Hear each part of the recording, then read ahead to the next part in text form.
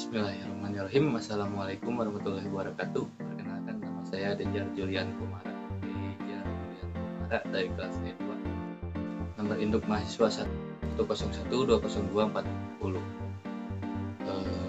Baik, di sini saya akan mempresentasikan mata kuliah akuntansi manajemen.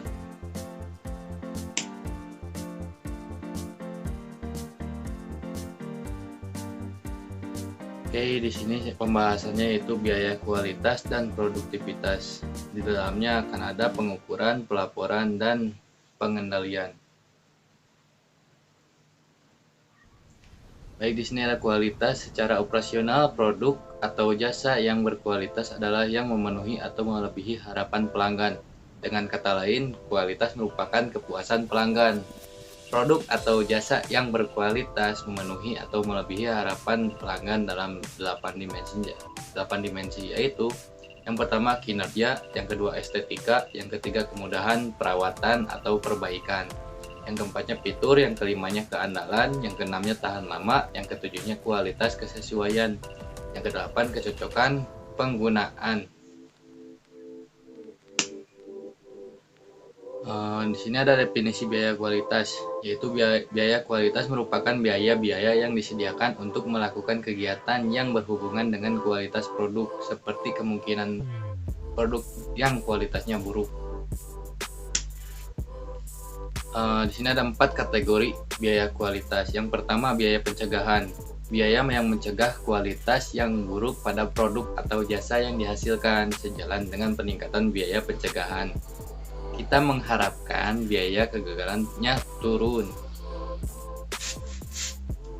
4 kategori biaya kualitas yang kedua yaitu biaya penilaian. Biaya untuk menentukan apakah produk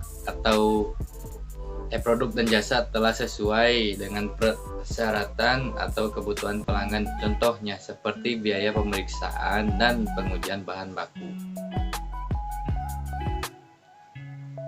Yang ketiga yaitu biaya kegagalan internal. Biaya yang terjadi karena produk dan jasa yang dihasilkan tidak sesuai dengan spesifikasi atau kebutuhan pelanggan. Nah, yang keempatnya kegagalan eksternal. Biaya yang terjadi karena produk dan jasa yang dihasilkan gagal memenuhi persyaratan atau tidak memuaskan kebutuhan pelanggan setelah produk disampaikan kepada pelanggan. Nah, di sini ada mengukur biaya kualitas. Yang pertama, biaya kualitas bisa juga diklasifikasikan sebagai biaya yang dapat diamati atau tersembunyi. Yang keduanya, biaya kualitas yang dapat diamati adalah biaya-biaya yang tersedia atau dapat diperoleh dari catatan akuntansi perusahaan. Yang ketiganya, biaya kualitas yang tersembunyi adalah biaya kesempatan atau opportunity yang terjadi karena kualitas yang buruk. Oke, ya, ini ada 3 metode biaya kualitas tersembunyi. Yang pertama, metode penggali atau bisa disebut multiplier method. Metode penggali mengasumsikan total biaya kegagalan adalah hasil pengalian dari biaya-biaya kegagalan yang terukur, yaitu total biaya kegagalan eksternal, bisa dibilang K, atau biaya kegagalan eksternal yang terukur. Yang keduanya, metode penelitian pasar. Metode penelitian pasar digunakan untuk menilai dampak kualitas yang buruk terhadap penjualan dan pangsa pasar. Nah, di sini ada yang ketiga, fungsi kerugian kualitas Taguchi. Fungsi kerugian Taguchi mengasumsikan setiap penyimpangan dari nilai target suatu karakteristik kualitas dapat menimbulkan biaya kualitas yang tersembunyi. Selanjutnya, biaya kualitas yang tersembunyi meningkatkan secara kuadrat saat nilai aktual menyimpang dari nilai target. Rumusnya L dalam kurung Y tutup kurung sama dengan K dalam kurung Y dikurang T tutup kurung pangkat 2, di mana K-nya adalah konstanta proporsionalitas yang besarnya bergantung pada struktur biaya kegagalan eksternal perusahaan. Y adalah nilai aktual dari karakteristik kualitas, dan T yang T nilai target dari karakteristik kualitas. L-nya yaitu kerugian kualitas. Di sini ada perhitungan kerugian kualitas.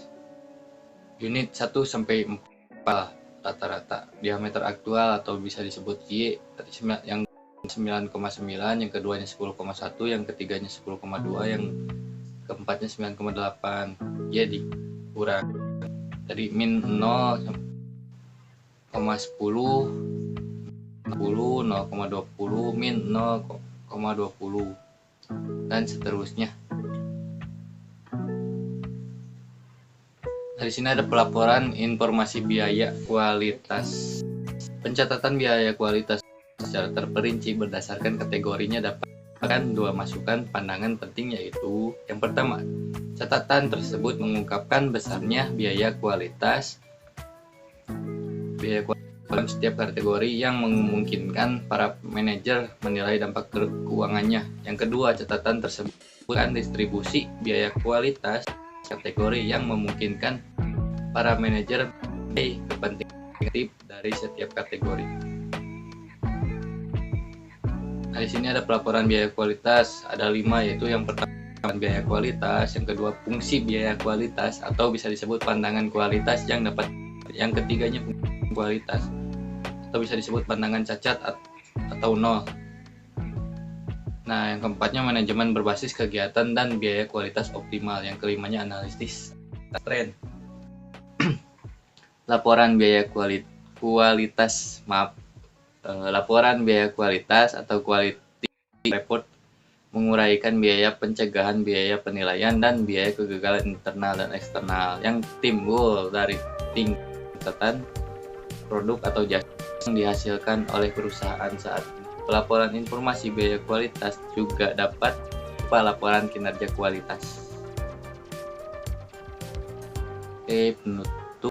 Mungkin sebelumnya saya meminta maaf terlebih dahulu atas apa yang telah saya sampaikan, mungkin masih ada atau masih bisa dibilang kurang dari cukup, dan saya juga meminta tolong untuk dapat memaklumi dalam hal presentasi saya yang masih banyak kurangnya.